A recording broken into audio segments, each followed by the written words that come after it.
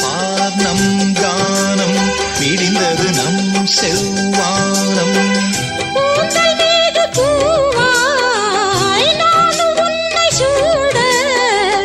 தோகையுன்னை நான் தான் தோளில் இன்று வாங்க உனக்கென நான் பிறந்தேன். புத்தம்புது பூ பூத்ததோ எண்ணங்களில் தேன் வார்த்ததோ முட்டவிழ நாளானதோ சொல்லடி என் செல்லக்கிளி.